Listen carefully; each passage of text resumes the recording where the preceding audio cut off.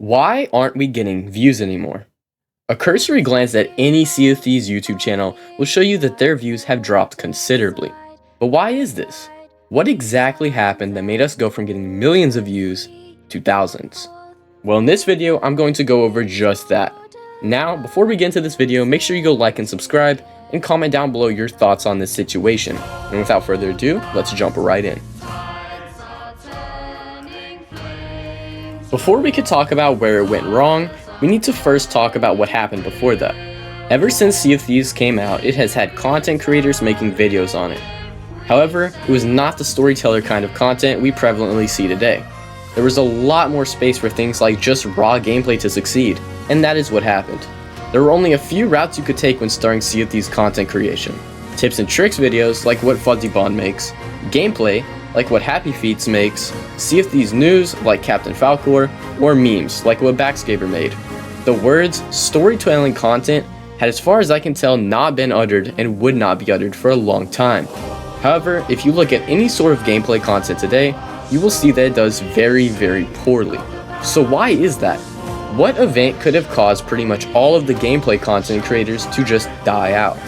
Well, we'll get into that in a bit, but right now it's Season 3. The biggest collab that the Sea of Thieves would ever see has just dropped, and pretty much everyone is hyped up about it. The game gets a massive new dose of traffic, and with it comes a massive new influx of YouTubers. However, most of these people would not find much success posting the normal form of content, and a lot of them just gave up on Sea of Thieves YouTubing entirely, until one man came along and changed the Sea of Thieves YouTube scene forever. Cliff the Story Guy started his channel on January of 2022. In his first video, he completely revolutionized the Sea of Thieves gameplay scene. Instead of just posting gameplay, the video read almost like you were sitting in a tavern with him, hearing him recount his latest adventures. But it was much better than just hearing him, because he had clips of his gameplay dispersed between his narrative segments.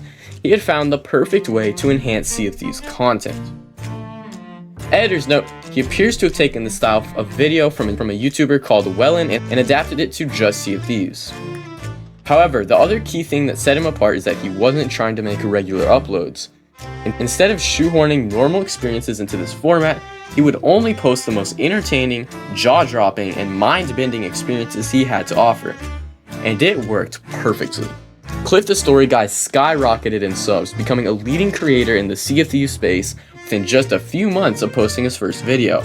It was immediately clear that this video style was massively more successful than the gameplay videos that had been made previously, and it didn't take long for people to start copying him.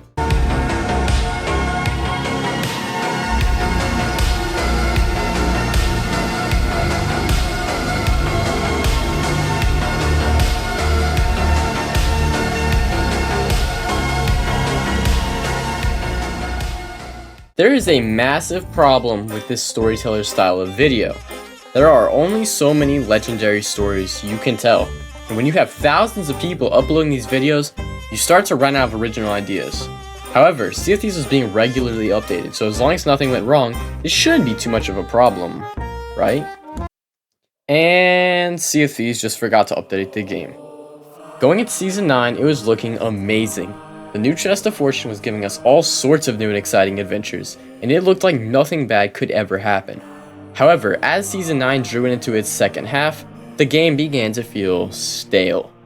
After all, not that much had actually been added, so all the content creators started scraping the bottom of the barrel with ideas.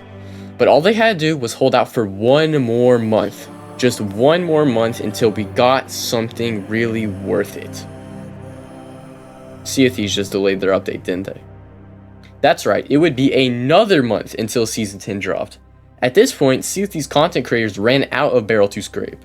They were clean out of good ideas, making the videos much less entertaining.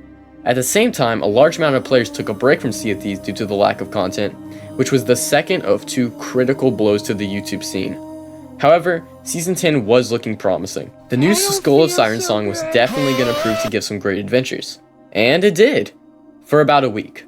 We were now running on almost 7 months of basically nothing. The only updates that were good content were the Skull of Sirens song and the Chest of Fortune, both of which had long been burned out.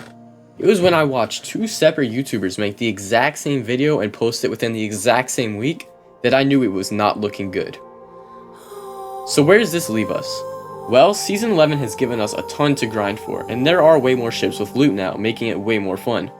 However, stacking voyages doesn't really make good legends. As a result, we are at an all-time low with views in Sea of Thieves. So what's the solution, you may be asking? Well, it's simple. Sea of Thieves needs to recognize what's happening and start making updates that have something that will not just make the players happy, but also make good content.